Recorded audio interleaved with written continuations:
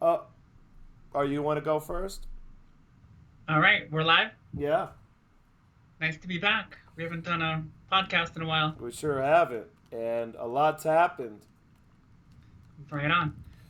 So, do you want to first talk about this horrific event that happened? This attack on innocent Israelis. I mean, how it was even able to happen, how it was, Mm. undetected and went under the radar with Israel having, like the most sophisticated, the most developed technology in the world, like fourth biggest military, the Iron Dome, and all this geo tracking, surveillance, and satellites. Like, how Mm-hmm. the fuck was this even allowed to happen? Where paratroopers come in, into a music festival and killing people in their homes in the middle of the night, where police weren't able to come, or for whatever reason they weren't met with military or police force for hours on end. Mm. And do you see anything kind of funny or suspicious about this, or foul play, or maybe just a failure of intelligence, like they say? I mean, you want to start out here on this Yeah, topic yeah. I because mean, no. Just I'll this answer. I'll answer. I'll just answer. Yeah. What I think is, the first thing that comes to my mind is, well, first of all, we have to remember that it's not just Israeli for Israeli intelligence, resources. You also have American, American resources. You have German resources. You have British resources, right? all Almost in that Five Eyes. area. Five Yes. Eyes, I believe Israel is one of the Five Eyes. And the Mm-hmm. thing about Israel is they've always been a bit more secretive than the other members of the Five Eyes in terms of what they share and all that. So, but that's the first thing. It wasn't just Israel's intelligence that they slipped through. It was the United States. It was apparently, the Egyptians uh, gave a warning, but apparently their Right, warning 10 days in advance, right? right? Apparently, their warning wasn't really specific, though. It was something like, we just hear chatter and this and that, and something big is going to happen, but nothing too specific. So it's not really, wasn't really actionable. But so Okay. the first thing that comes to my mind is, if you want to live in a surveillance police state, which is what Israel is, you would probably want you should probably expect, you know, maximum security is what you should probably expect. I'm going to move this down here like that. That way it looks better. So you should probably be angry if you're an Israeli citizen and you have basically given up all of your privacy rights, and this still happens. So I would be Right. questioning whether this was even worth it to have no civil liberties if attacks like this are going to get through. And Americans should ask. I know. Except for a moment, people are going to rally around the flag, but there's going to, the Mhm. dust settles and people are going to realize it's like you said, you can't just let the government use fear as a weapon and Mhm. create a surveillance state and live under these conditions if you're not Mhm. safe in the first place. I mean, they've got to have, if you're going to Mhm. create this, illusion based on the security and safety, you have to at least provide that first, right? I Do you mean, it think? kind of seems like a bad deal if you're basically paying in kind all of your privacy and freedom and civil liberties in exchange for not so good security. It just seems to me like a bad deal. And Americans should be asking themselves the same questions. We haven't had anything like that, but I'm Well, sure. of course, no, we're just rallying. We're blinded by emotions right now. We're taking a stance, we're taking Right. sides, I've and already been called racist by people on both sides. I mean, right. you knew Yeah, that was going to happen. we're trying to break things down, I imagine, What's right? that? We're trying to break things down, right? If you don't fit in a certain dichotomy, then, Yeah.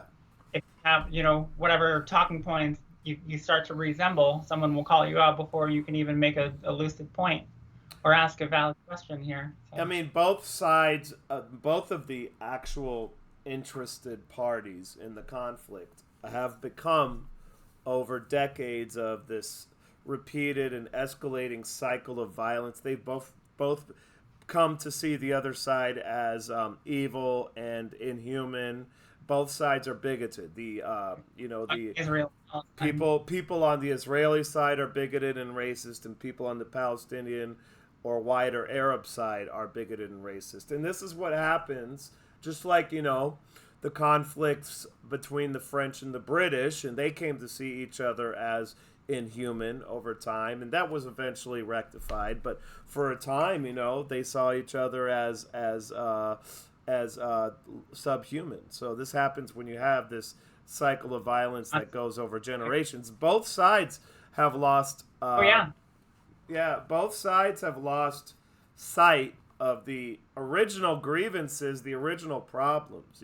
But that we can get into that maybe That's a little bit with later. the cycle of violence. It's short-sighted. With Mm-hmm. extremism, you have these extremist factions. You militarize and weaponize your side, and they're short-sighted. They're not thinking about long-term working solutions or policies that'll actually work long-term. It's And that's very. kind of the point, because yeah, this is what I wanted to get at. I Mm-hmm. mean, what is well, because I want to make the distinction between Hamas and just the Palestinian resistance fighters, but um, what means and motivation do Hamas, what do they actually have to benefit from this, other than giving Israel a pretext to justify further occupation or to justify an attack? I mean, Clout. or do they want to draw in an international community for support? It just doesn't seem like, this is where I'm having trouble seeing it from the position. They carry out a successful attack on innocent civilians. I mean, that's not a good strategy long term. I mean, innocent people are going to be killed. Gaza, some people and some of the Palestinians are held hostage. They're terrorized by Hamas themselves. So Mm. you will get some martyrs because innocent people will be killed, and this feeds into this cycle. And I mean, it seems a lot of it is intentional, but um, I don't understand. I don't understand why they Uh, would, you know, Presumably to derail any chance of a Saudi-Israel peace accord or rapprochement would be I've one heard this as motivation. well, right? Yeah, because when were these the settlements? When was it supposed to happen between Saudi Arabia? It was a three-way deal between Yeah, um, Netanyahu, the Biden White House, and Saudi there was Arabia, and Palestinians were kept out of the deal. I know this, but it was right. supposed to happen soon, right? Well, that goes to the one of the core issues of the whole conflict. By the way, that Palestinians are kept out of it, but there's no guarantee that there would have been a rapprochement. They were just talking, and one week they Right. would say, "Oh, we're making progress." The other week they would say, "Oh, fuck those guys." So, there was no guarantee. The United States was doing Right. it for their own self motivated reasons, Do you think there was a obviously. provocation there?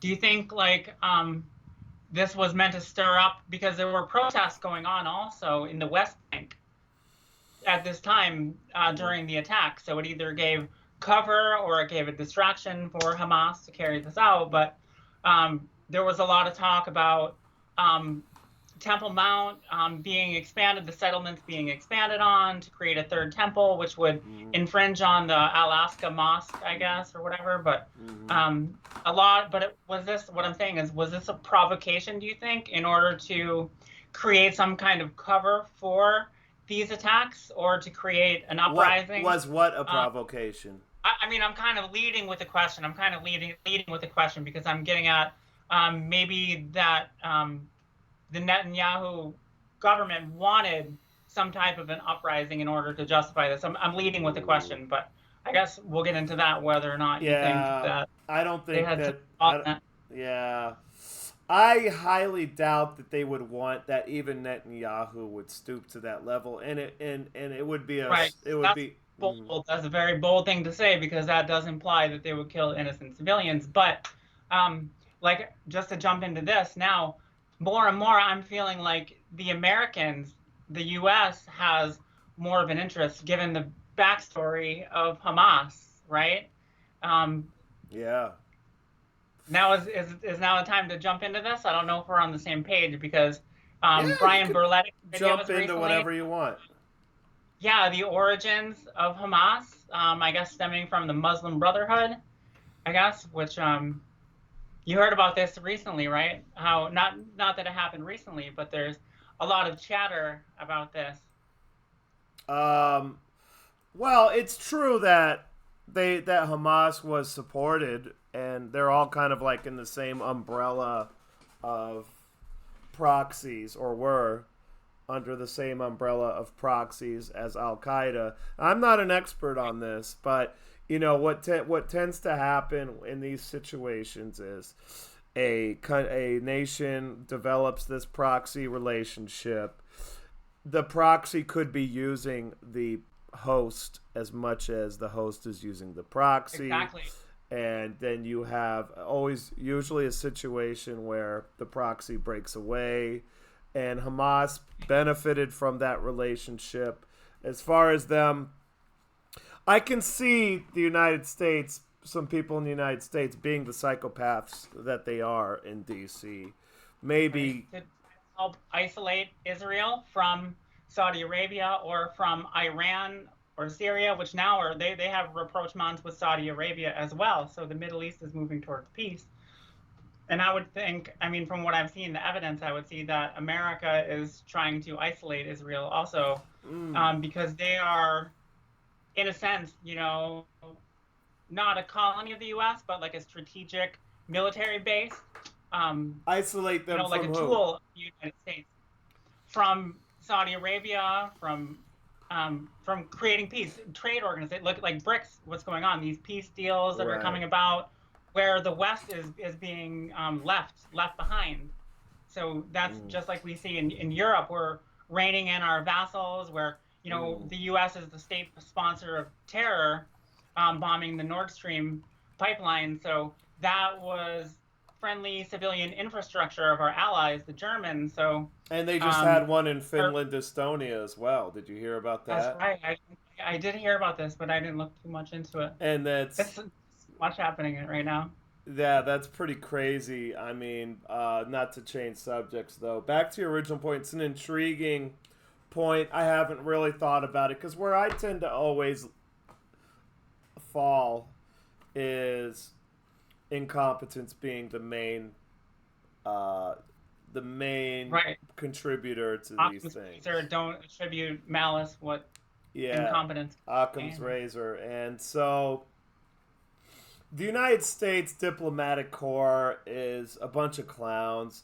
Uh, I don't see them executing something like that. I mean, I could see maybe people in the CIA saying, pushing it along, though, well, that's the thing, is that it's not completely to say orchestrated, but if it was an attack that was kind of pushed along, they have, because if these groups exist as counterintelligence or controlled opposition, they are infiltrated on so many levels, especially with all the human intelligence, with the snitches that they have, with the informants.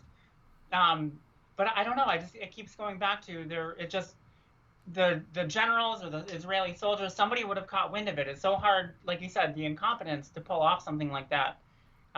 But maybe we'll see more information coming out. And I "Yeah, mean, it's not to too just early to in this tell." bold claims, but I know yeah, that when I this started is looking, I know that this situation is not good for Netanyahu, so I don't see Netanyahu wanting this to happen. It's not good for him. I know. So he's And he's not. being coerced, right? Doesn't he have like three corruption charges going on right now? Yes, And yeah, and he was trying to so rig the somebody could be pulling judicial, his strings, or and he was trying to rig the judicial system. And there's a really complicated thing going on there with the judicial system, and right?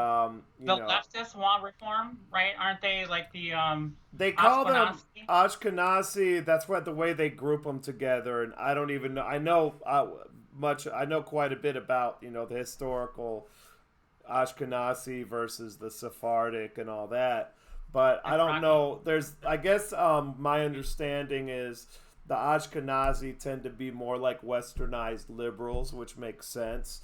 And my understanding is some people in Israel who are of a different sort of ethnic group within the umbrella of Judaism feel that there's too many Ashkenazi liberals on the court, and Netanyahu's clique, his little branch of the political system, is more right wing, more traditional, more conservative.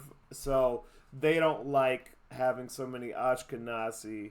So they wanted to basically, I don't know even much about what the reforms were, but because you get so much noise. Domestic policies, maybe that doesn't have so much to do with the intelligence that would be behind. Well, it does, because people were these theories that I'm coming well, up it with. does in a sense that it distracted people. It distracted people. Yeah, the political problems were a big distraction in Israel. So that I pretty strongly believe that could have contributed to the lapse in alertness.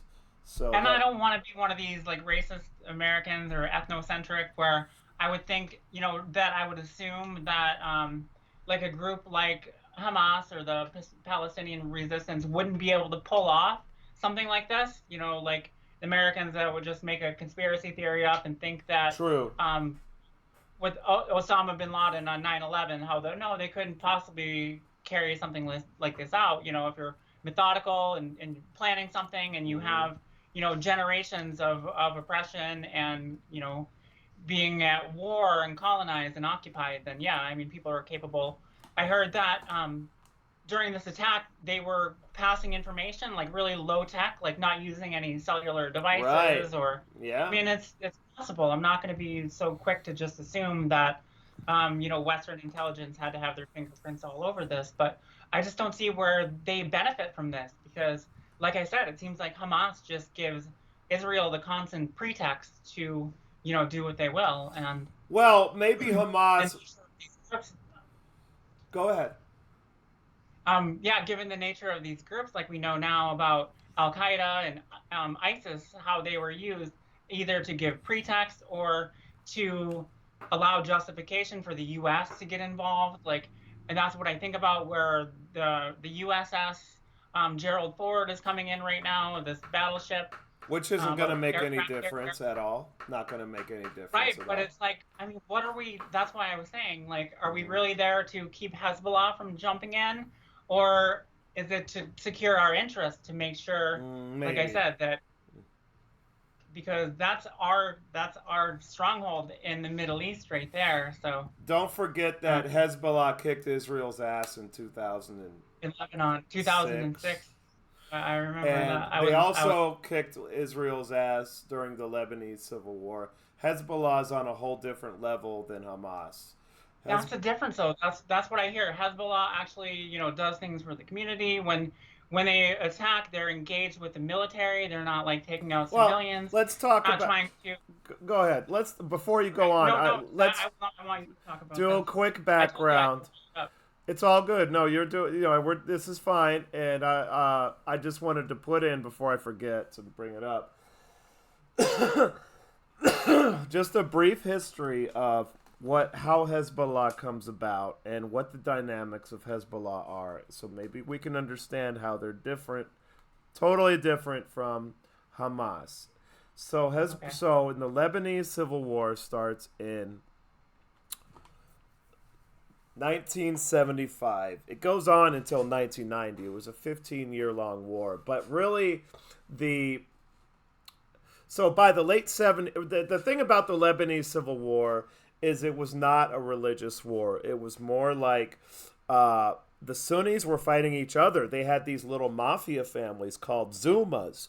And they had like a patriarchal boss. And they were doing things like protection rackets and this and that, And you had all sorts of different groups. You had the Druze or Druze, which is like this very interesting religion. They would switch sides. They would go to hanging out with the Christians, to hanging out with the Sunnis. Even the Sunnis would hang out with the Christians. There's a small Jewish pop. It was like all over the place. So it wasn't about religion. That's the first thing you have to understand about it. It's much more complex than that. But so what happens is in 1982, so you had this community. I don't know much about that. Yeah, so you have this community of Shia Muslims, basically surrounded by non-Shia, whether they're Sunnis, whether they're Christians, Jews. Maronites is another interesting religion. So the Shia community had been there for 1,000 years. I mean, it's been there for a long time. They weren't connected to Iran. They didn't consider themselves. They're not Persian, and they didn't see themselves as in any way connected to Iran. So they were getting it from all sides. They were getting it from the Sunnis. They were getting it from the Maronites, Christians, etc., etc. So they were kind of isolated. Groups. What's that? I was saying they were like legitimate, like secular groups, separatist groups Well, in they the weren't. area. They were That just. obviously What fighting happened? for. Yeah, what happened is civil society breaks down in Lebanon by the late 70s into the early 80s. Okay, then it becomes a free for all. And you start seeing these little militias spring up among these Shia communities in the South. And this is what naturally happens when law and order breaks Beirut, down. right? That's in this. No, Beirut's north. That's a whole different ball game. But that is in Lebanon. But it's that's far away from relatively far away from the Shias. So what ends up happening is the Israelis invade in 1982. So I've heard different accounts of this. I've heard that, but well, most of the accounts match up. That the Shia wanted Israel to invade. They wanted Israel to come protect them from the other Muslims and the Christians and the Jewish community. I don't know if the Jews were a big problem for them, but the Sunnis were. And so they wanted Israel to come in, and I've heard some pretty wild stories, like women coming up and giving the Israeli soldiers flowers, which is possible. But unfortunately, the Israelis fucked it up. And they basically treated the Shia like they would the Sunnis, like they would Palestinians, okay? And that's where Hezbollah really starts getting started. All these militias start to band together, and then they form an umbrella that was Hezbollah. Now, initially, they didn't want any. I mean, they didn't want to be proxies of Iran. They still aren't proxies of Iran.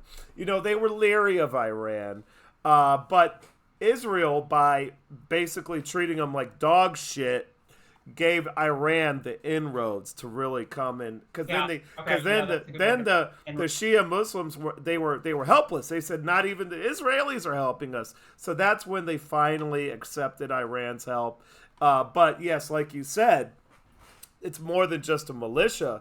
It became basically a government within Lebanon where they do everything. They do education, all the public services you can imagine, power generation, everything you can imagine. And that kind of goes with Islam, because a lot of the Islamic variants of the religion, right? They're a military, a political, and an economic system usually, right? It's usually the Shia Sunni has to do. I almost don't want to like expound on that because I'm not sure, but Right. you know, I'm sure it has to do with the succession of the caliphs going way back. There was a dispute, and the Shia come about. So the Sunnis come about and say, "Oh, this guy should be the next caliph," and the Shia said, "No, this woman, this woman is the great granddaughter of the prophet, so the caliphate should run down her line." So it became like a succession dispute of succession Right. of the caliphate is really how it starts, and that's all it really was. And I think they developed different beliefs. They have different holy sites, and they kind of have a different flavor. But it became the original base of it was a succession dispute is what it really was. So that's all Shia and Sunni was, you know. So the Shia Sunni conflict, my opinion, has a lot to do with the Persian Arab rivalry more than being a purely religious rivalry. So there's that. But so Hezbollah develops into this really formidable organization, and it rules southern Lebanon. And now they're impenetrable. They're well organized. They don't trust anybody around them. and they're self-sufficient, and except for Iran, they get now. My understanding is, from what I heard from a guy who lives in the Hezbollah community, is they get everything from Iran, which now is the case. But in the beginning, they were very leery of accepting Well, Syria Iran's as help. well. Hmm? Syria as well. What about Syria? Hezbollah, aren't they kind of That, close? Syria helps with Hezbollah oh somewhat, yeah, right? yeah, yeah. Syria has been accused of all of this. Yeah, and Bashar al-Assad. Well, the Syrians have uh, typically sided with the Arabs or the Palestinians or the Hezbollah or whoever. So then, yeah, they became very formidable force. So Hezbollah is a whole different animal from Hamas.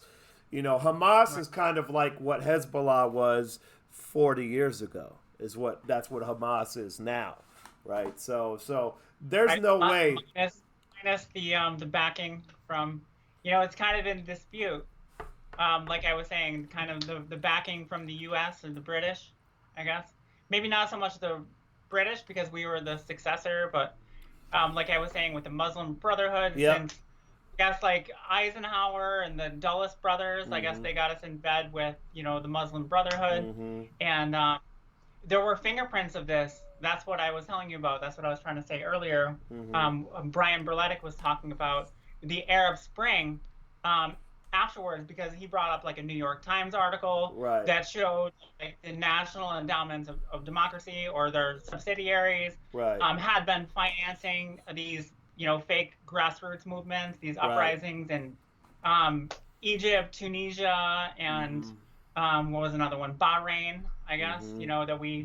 Because it seemed like an organic like movement, like they were rejecting the American or the Israeli. It did to Um, me too. um, right, yeah. So, but the way that it came out afterwards, it's interesting that when we helped overthrow Mubarak and put in who is it, Mohammed Morsi, the Yeah. General Morsi. So Yeah. he was with the Muslim Brotherhood, and immediately after, and there's news articles to show this, like they were on board with the regime change operation, U.S. led, Right. support rebel groups with ISIS, Al Qaeda, and fucking Hamas. Yeah. There is, I think it wasn't Washington, it was like Reuters, it was a big one or something. I have it, Right. maybe just BBC, not the most credible, but Well, they back have the then they headline, were.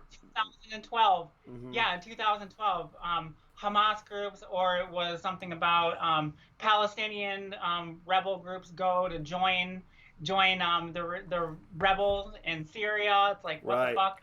That's like the smoking gun almost to show that Hamas was directly linked to U.S. led Yeah. fucking regime change operations And then, carry out. like I said, that doesn't necessarily mean. Not doesn't necessarily mean that they're That doesn't link this recent attack. being I know, right? puppeteered But that's a by, conversation. you They're know, called anti-Semitic. because you may look at Noriega. He was our guy. Charles Yeah, Taylor was our guy. Even they betrayed us. Osama bin Laden was part of an organization that was our guys, and Yeah, so right. this We is what look at it. this is what typically happens, especially Yep. because the intelligence agencies tend to throw their proxies under the bus. Yeah, Yeah. you're right. So then what ends up happening? Because what Zelensky should be paying attention. well, I have been thinking for some time that we're going to get blowback from the Ukrainians.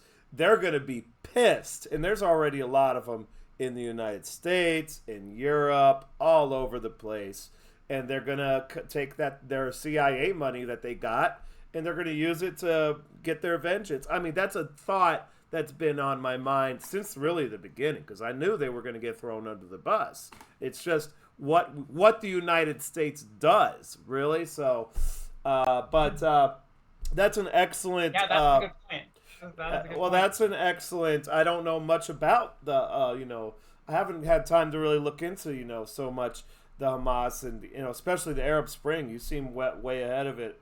I remember Yeah. when it happened.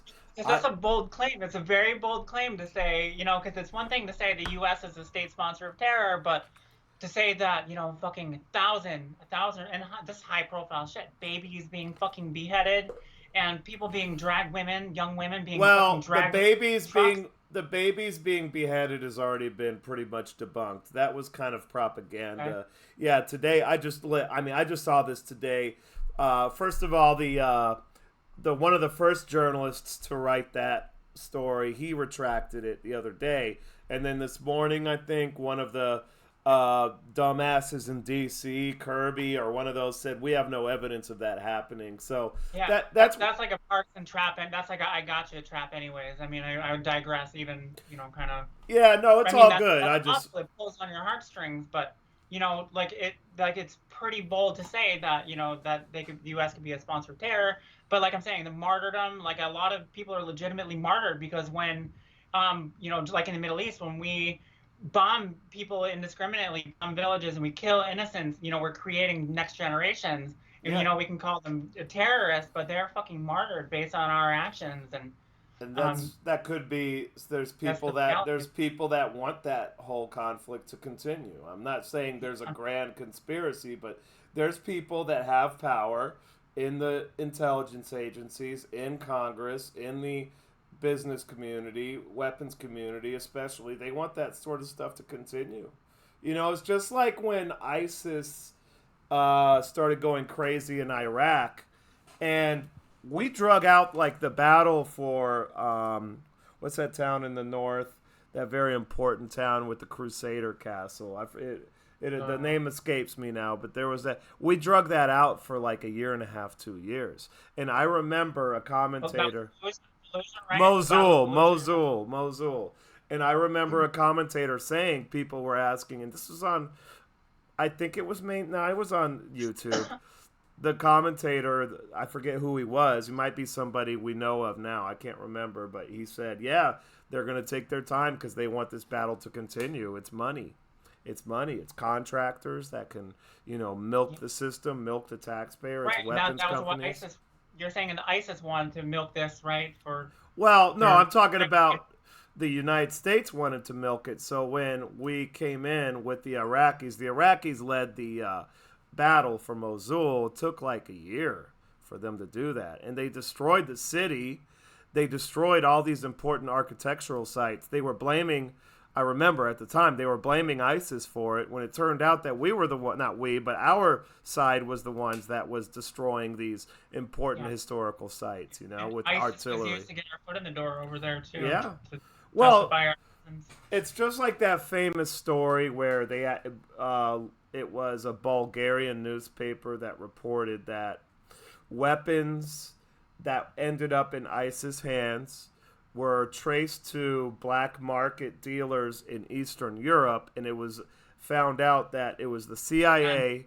It was the CIA who bought the weapons on the black market, and then they ended up down in ISIS in Syria or right. somewhere. So And what do people think that it's just now we have oversight and accountability, or now if you bring it up, that's just a talking point that's going to help, like, oh, that's a talking point. That's just you're just facilitating that you're helping Vladimir Putin or something by pointing out the truth. Like you can't say that did because you're going to weaken the Biden administration, and then Putin's going to fucking run amok, and that's what oh do people even say about that well nowadays? Because it's obvious there's a link right now to weapons that were used in this attack. I mean, I don't know how sure, substantiated. I mean, I came across this on Twitter, but but there's weapons from Ukraine already. oh Like yeah that that news, that CBS news report that said 70% of the weapons don't even make it to the front line, and there's no accountability. That they yep had to delete that report. Remember that? absolutely, and it's not necessarily true that they intended for the weapons to be sent to Well, that's the Hamas. nature of black markets. They just want those So arms they just want those weapons to get out there because that's purposeful more, conflict. and it's more stocks that have to be replenished, more contracts that have to be written to replenish Yeah. those stocks, and they really don't seem to care. But it's just like with Libya when the State Department cables came out, and we have cables. These are authentic, where it's saying that people in the embassies were saying, "Yeah, there's weapons going from Libya to Syria. Let them go. We want them to go to Syria." And they so that that was proven. That's an authentic State That Department was like cable. Blinken or Sullivan too back then. I remember. Sullivan or Blumenthal. There, Retrospect. Sidney Blumenthal. Sullivan was around. Sidney Blumenthal was a real class act. I'm saying that sarcastically, and he was very much involved in Libya. He wanted to get contracts for construction, so he was emailing Hillary Clinton constantly. That was on one of the email servers or whatever laptops, maybe the Wiener laptop. But yeah, Right. he was a real piece of shit. So That was part of the cover up too. That Al Qaeda was behind it, right? behind That what? they were behind the attack in Benghazi at the You embassy, know, I right? I think kind of it was tuned our out when Benghazi press. happened. I was kind of tuned out, so I don't remember the details. I know that a lot of uh, retarded politicians got a lot of clout at the hearings, and like the guy Trey Gowdy, he got all this clout because he asked some lukewarm questions, you know, and made a political career. Now he's on Fox News. You know, so that was, you know, all those. I remember the hearings, and I remember Hillary Clinton looking smug as shit. But I don't know. Back to the let's go back to the Israel Palestine for a minute. I heard you say earlier, you know, how did Speaking the of drifting, right? That's another thing. Hamas.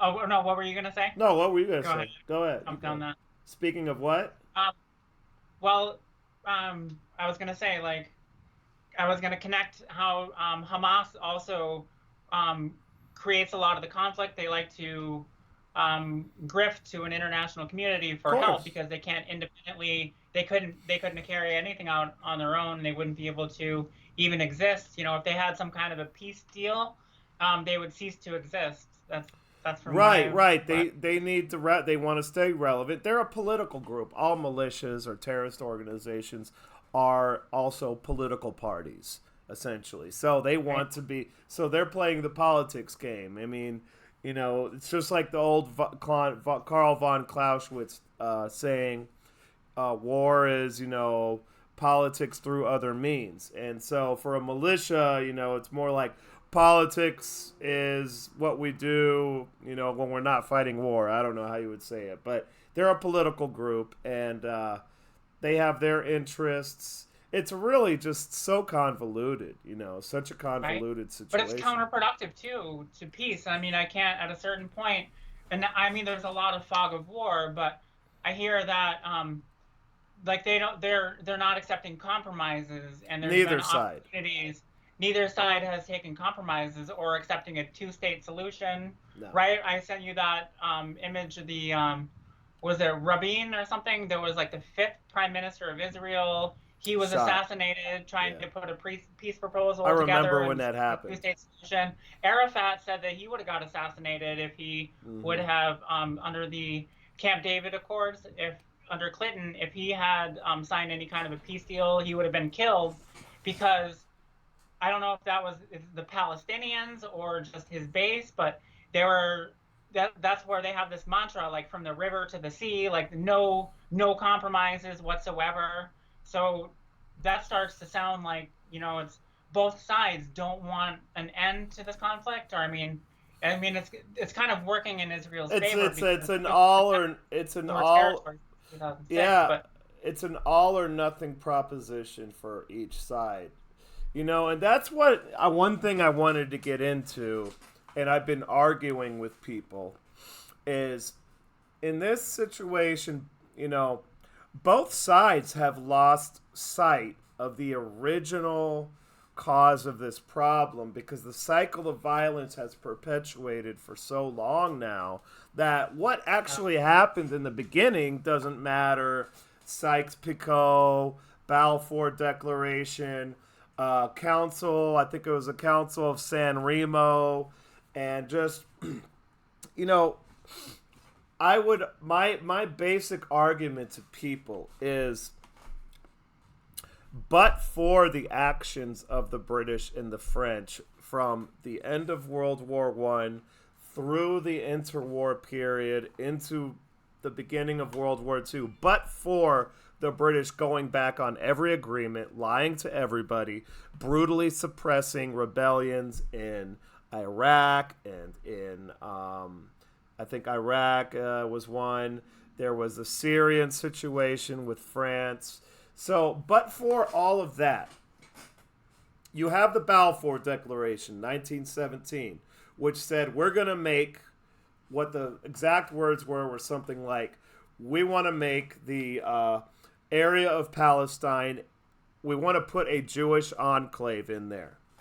Now, why did Right. the British? Break up the Ottoman Empire, right? Right, that was after the Ottoman Empire was gone. They said one of our plans, we're declaring this, the Balfour Declaration.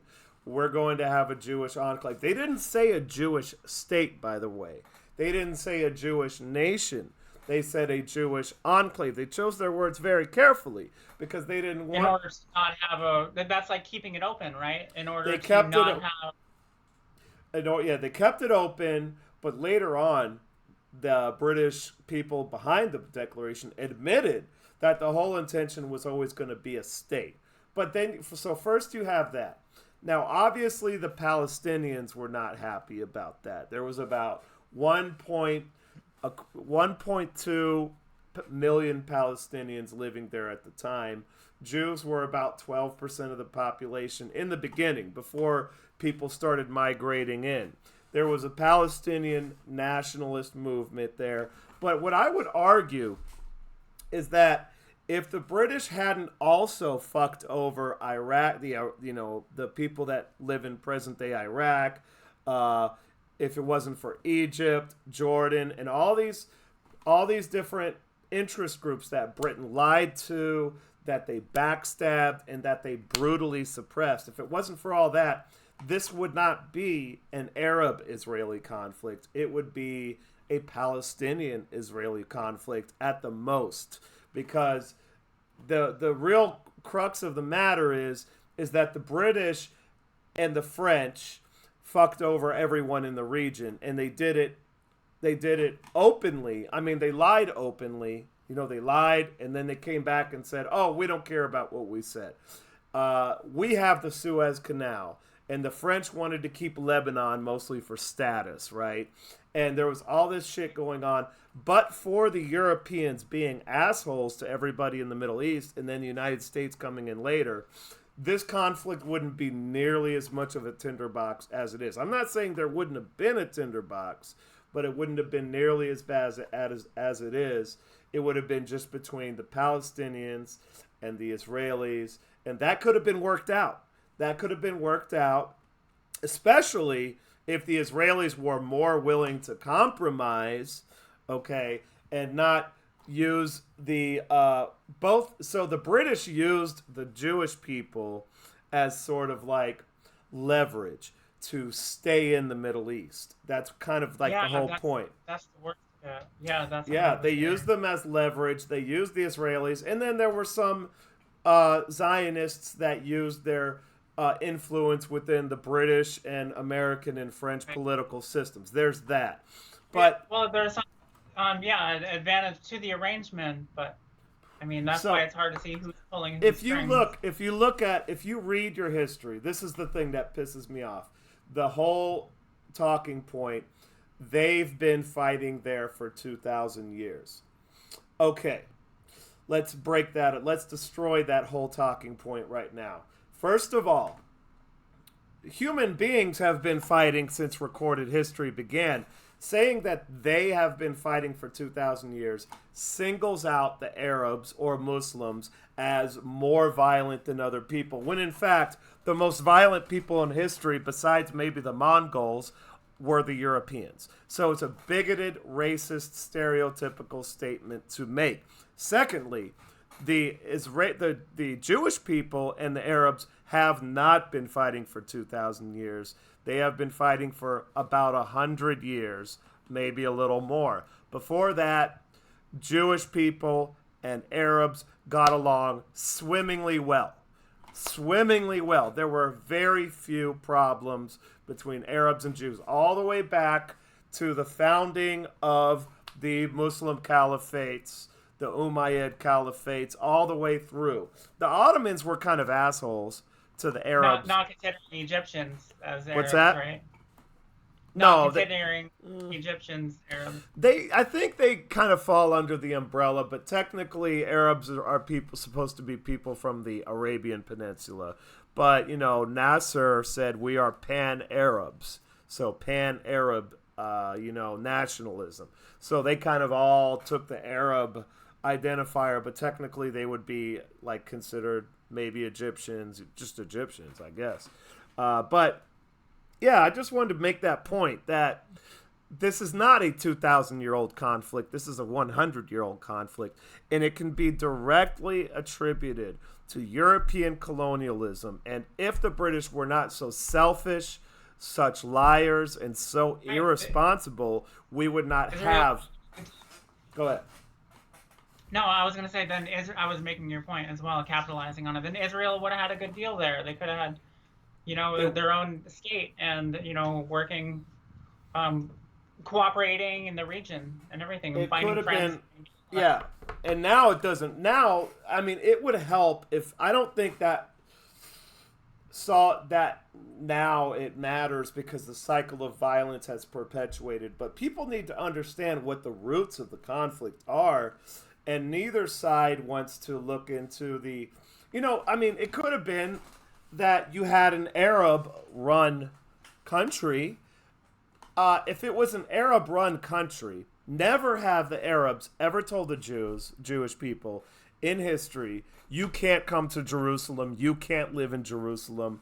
In Baghdad had a significant, up until the mid to late 1920s, Baghdad had a significant Jewish population. We're talking 20% or more of Baghdad, a very large city, was Jewish, and never any problems. Not for 1,000 years, not for 1,500 years. And the same thing. Yeah. So even if it all comes back to the British and the Americans thriving on chaos and destabilization. Well, right? It's like I don't think we're gonna allow peace. I don't think.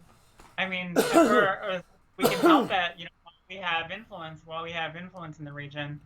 Yeah, the whole idea of Israel was used as a means to maintain that foothold. They were using the Jewish people, and they helped put the Jewish people who live there in that position. And no one wants. It's a military outpost. That's why.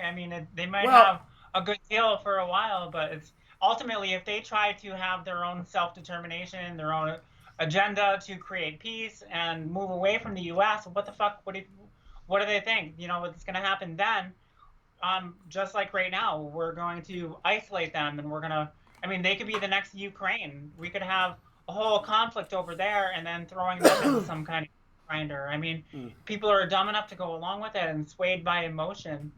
That's certainly, people like Nikki Haley and Lindsey Graham have used this as an opportunity to divert their focus away from Ukraine and Iran. into towards Iran and Israel. Now for the British, throw Israel. Wait, hold on. But to throw Israel, into a war with Iran, that's like a possibility in order to justify our presence right there, or there are. Is that trying to stir something up? Nothing is impossible, and there's plenty of people who have pull and who have influence that, believe it or not, I find it so crazy it's hard to believe, but there's people that want that to happen, But going back before, I just wanted to bring up this point. Going back to the British and their reason for being in that region, oil doesn't come about being a big resource in that region until a bit later. You're getting into actually the 40s and 50s. What the British were concerned with at the time was the Suez Canal, because they owned the Suez Canal. That was their lifeline to their colonial possessions in Asia and even in Africa. So the Suez Canal was extremely important to them. And the thing is, if they had been more responsible, not making agreements that they intended to break, then after the war, they started the Prime Minister of England, Lloyd, I guess his name was. He's like over here downplaying the Arabs' role in defeating the Ottoman Empire in World War I. The British had no chance of defeating the Ottoman Empire without the Arabs. As a matter of fact, in the military history books, the military science books, that's usually a topic of study is the Arab guerrilla war versus the Ottoman Empire in World War One. It's usually considered a very important topic to study to understand asymmetric warfare. So yeah, I'm just people have to understand the roots of this before we can get and have any chance of having a solution. But I don't know. I'm kind of iffy on whether a solution is even possible at this point. Right? I mean, that would be a multipolar world, but we're fighting tooth and nail to try to maintain global hegemony. So I would say all of our allies should be weary about conflicts springing up that are going to bring about our involvement. You know? Yeah, I mean, in the case of the United States, people aren't going to learn until we have a catastrophe. We didn't get directly involved in Ukraine, and that doesn't really surprise me. But I could see it much more likely we get directly involved in this war, I want. and it will Oh, be okay. and it will be Yeah. and if that happens, it would be an absolute disaster. But the American civilian doesn't isn't doesn't understand, doesn't care. So they won't care until their kids come back home in body Yeah. bags. And it's They scary won't. because unlike Ukraine, I mean, unanimously, you got the right and the left right now rallying, not just rallying behind Israel, rallying behind the flag, but wanting some kind of collective punishment. And that's Right. fucking so scary and so alarming. They're letting, like Alexander Mercurius has been saying, they're letting their anger determine their actions, which is going to be worse off for them. I mean, my position is at this point that in the long run, this war, if they do what people want them to do, if the Hawks in Israel win the the rhetorical battle and Israel does the unthinkable, that would sow the seeds of the end of the state of Israel eventually. And I personally don't want to see that. I personally think No. the state of Israel has a right to exist. It would be such a tragedy for people who have lived there in generations to a land they feel intimately connected to have to leave. It's not their fault that the British fucked up the whole situation, but the problem is both sides absolutely hate each other. I mean, if you listen to some of these commentators on the Israeli side that just happen to be Jewish, they tend to focus on, the Arab culture and they believe in this and they believe in that and we don't believe in that. That's bigotry, and that is fueling the hatred And that on both sides. it's on both sides, absolutely. And what the Hamas did, killing civilians, there's no evidence that they killed babies yet. It's really funny that story sprung up so quickly. But killing Yeah, civilians in but and of itself, they were putting videos on TikTok though, also yeah, murdering young girls. I it's mean, not a good look. It's no, beyond not. that's It's I beyond that. wonder if their mode of operation. There's I no mean, justification for it whatsoever, right? And but it seems to me almost like the Hamas is trying to lure Israel into entering Gaza and invading yeah, Gaza. They ground want them invasion. to because that would be an absolute bloodbath for both sides. But the Hamas doesn't give a fuck how many people they lose, If it's good, they're like almost like the Japanese in that sense during World War II. They believe that if they can take out 1, 2, 3, or 10 Israelis and then die and go to heaven, they accomplished their goal, That's a belief among the extremists there, And then the civilians are just going to be more forced in a way to support Hamas, and the civilian death toll will be huge, So it's really something else. But I think that entering Gaza would be it would be a huge mistake. Already, the Well, reaction. Israel can handle this on their own, can't they? I mean, Of if course, they they can win the war. They can win the battle, but they can't win the war. They can even win the war like this. What we end up calling a war, however long it lasts, 2 years, 3 years, but they'll never win. The way they're going, they'll never win the struggle because the United States is a dying empire, and Britain and the rest of Europe are already dead, and they won't be able to back up Israel against all of the different groups in the entire region. Yeah.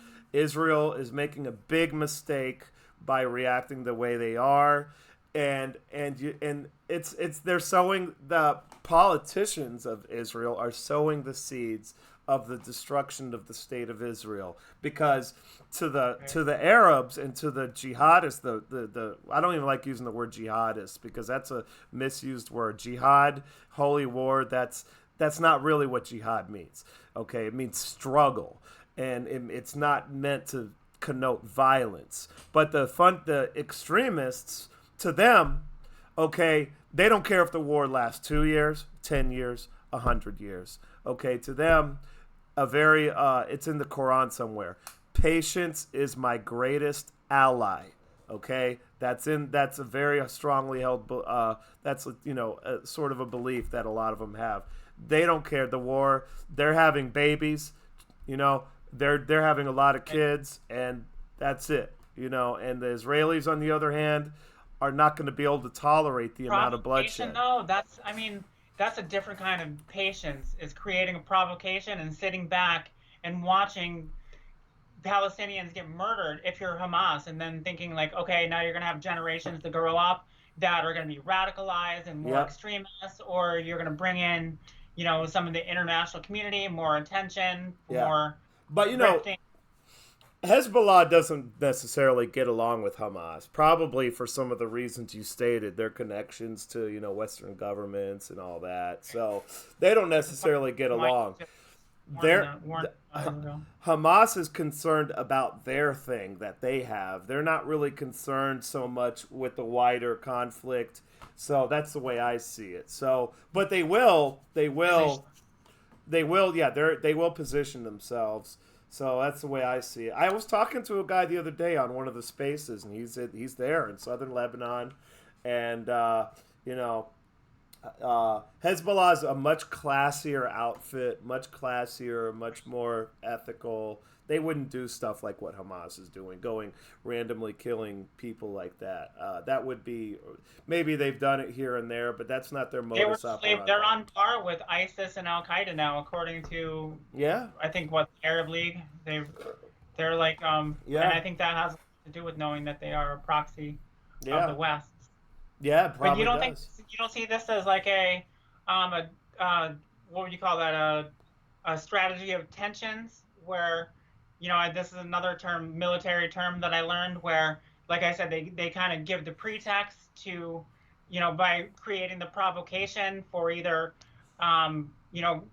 deeper occupation, justify occupation, or to take away the legitimate resistance, because, there's an interesting dynamic where, even according to the UN, Palestinians are, an occupied indigenous group, right? That would give them some leeway there in fighting their occupiers, if it's military targets or. So what I'm saying, Hamas conveniently comes in, and they give the pretext to, to create a ground, whatever is going to be, ground war, invasion, or attacks, indiscriminate attack, another more collective punishment. But that ultimately what they would be doing, aside from that, is just giving, like in this case, giving the Americans the opportunity to involve themselves or other powers in the region. It's intriguing. It's just not just short-sighted. It almost seems deliberate. It's an intriguing. Well, you have real. They're giving a gift to Israel or America. Well, definitely to the people in America who were all about Ukraine. I mean, Kirby coming out today saying Ukraine is on its last thread or something, a week after just saying like a week or two ago that we have to support Ukraine to the end. You have Kirby coming out saying, oh, they're on their last thread or last leg or whatever.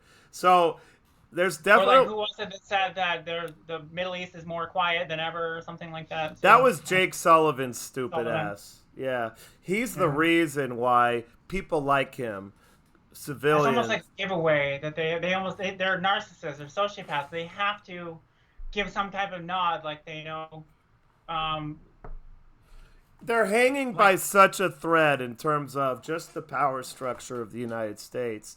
Maybe they have to run these kinds of gambits in order to feel secure.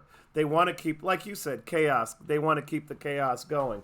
I still tend to believe that the Hamas situation, as far as it being widely known that this was going to happen, maybe some of the compartmentalized sections of the intelligence community might have known and might be involved. But as far as, it going to the highest levels, I doubt it. But they will take any opportunity they can. And they saw this as an opportunity to divert. It's obvious now, after Kirby said that today.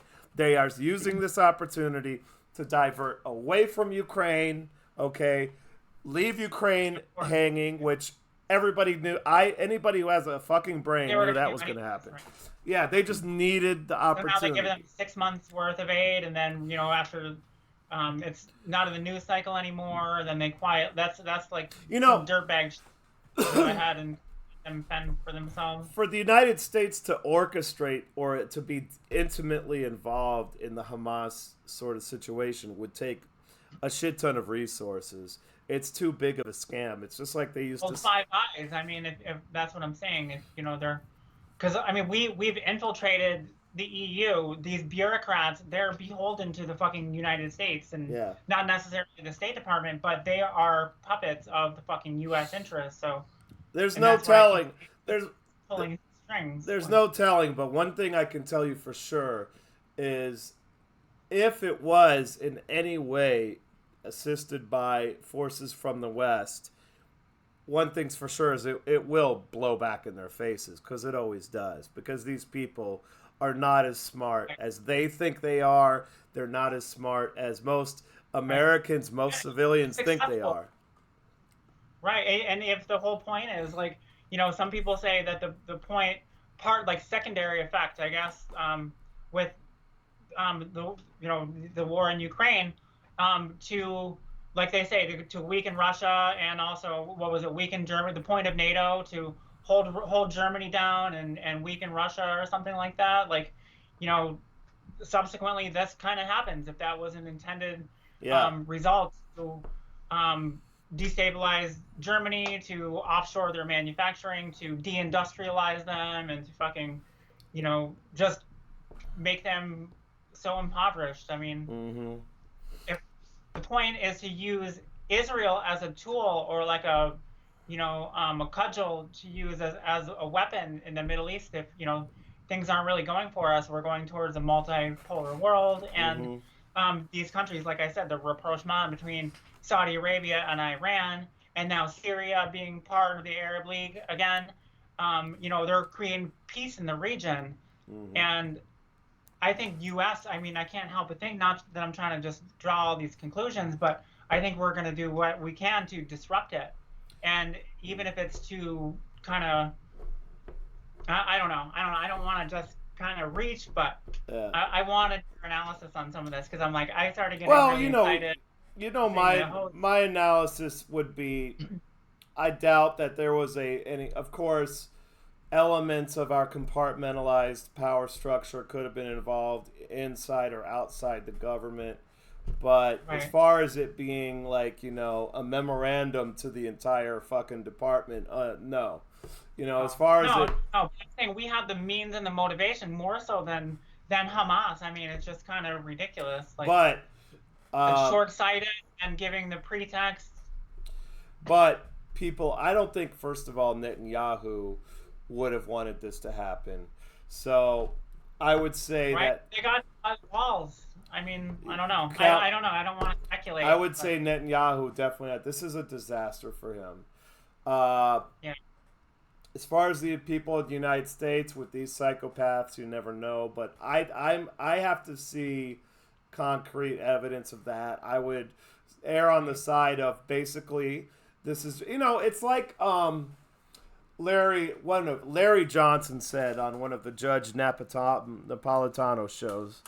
He said that he was in a CIA station somewhere, and he asked the station chief, "Hey, what do you got on Hezbollah?"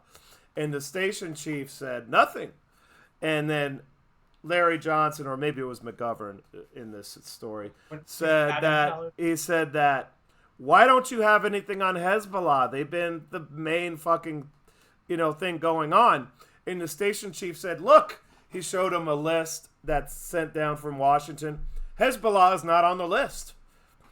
You see? Oh, they're not on the list, so I'm not going to even do anything. So it's like the bureaucracy is what really causes a lot of these problems, because within the bureaucracy it's structured in such a way that they have to do what's handed down from them from above. They lose their ability to independently act. So they weren't getting, at the time, I think this was back in the 80s, they weren't being told to watch Hezbollah. They weren't being told. It wasn't on the list.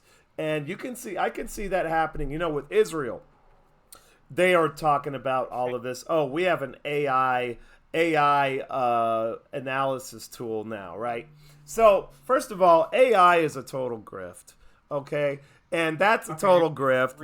They spent a lot of taxpayer money of the Israelis on a stupid AI system that didn't do shit, because AI was a grift from the beginning. I mean, there's nothing new that's happened in artificial intelligence in the last several years. There's nothing amazing. So they latched on to the AI hype, and they said, oh, we need all this money for the new AI program. And there's always low tech solutions to high tech problems. And that's the thing, is there's always going to be, so Hamas knows this. There's always, what they did with their paragliders is they flew under the radar. Very simple. That's why they used paragliders. They flew under the radar. So how long have we been talking? I'm getting hoarse. An hour and 6 minutes. I think that's a good time. I think we covered some good ground. It's been just over an hour? Yeah, just over an hour. We covered. Any final thoughts? I'll let you take the final thoughts. Come on. In my videos, I usually give Gonzalo Lira a shout out. That's usually the last that I talk about in my videos. So. Yeah. There haven't been any updates on Gonzalo. He's in a Ukrainian prison right now. The State Department actually acknowledged. Oh, really? What had happened, I guess. I think it was Breitbart or one of those conservative outlets that got a response. I heard about that. I don't know if they filed a FOIA request or something, or. I heard about that. No, they did. They asked the State Department for American comment. citizen detained in Ukraine, and they're just saying their statement was something like, "Oh, we're warning Americans from, they're in a war zone or whatever. We're discouraging Americans from traveling into Ukraine right now. Blah blah blah bullshit." So, it's not on the radar right now because it's embarrassing. He says things that are embarrassing. Yeah, but he was also chasing clout. I mean, let's be real. I know you like Gonzalo, and I liked a lot of what he said, but he was chasing clout. And I don't say he deserves what he got, but he was chasing clout. That's it. He saw, wow, I'm getting all of these views. I'm going to just go with it. And, he was brave. Yeah, God bless him for it, too, because he, exposed a lot about what was going on. That will save lives. That ultimately, when people realize, some Ukrainians, they could say tell their family members, this is bullshit. Why do you want to be cannon fodder for the Americans who are going to abandon you anyways? And, they dispel, he dispels a lot of those myths and propaganda. So God bless him for that. Yeah. And he probably knew the risks. Definitely. Much worse could have happened. Is brave the right word, or is foolhardy the right word? Maybe both, but I would say definitely there's some foolhardiness. Hey, you're compelled. You got a cause. Sometimes, you're compelled to. Was it a cause, or was it chasing clout? I don't know. I don't know. But, I hope I definitely have nothing against him, and I hope that situation is resolved soon, but I don't think it'll be resolved until the Ukrainian government finally falls apart, which may be very soon. We'll see. I've been thinking for a long time that Zelensky won't be president by the end of this year. I don't see any way. If he even is alive by the end of this year, he definitely won't be president. So we'll see what happens with that. I mean, the United States is just going to leave him cold in the dust, is what they're going to do.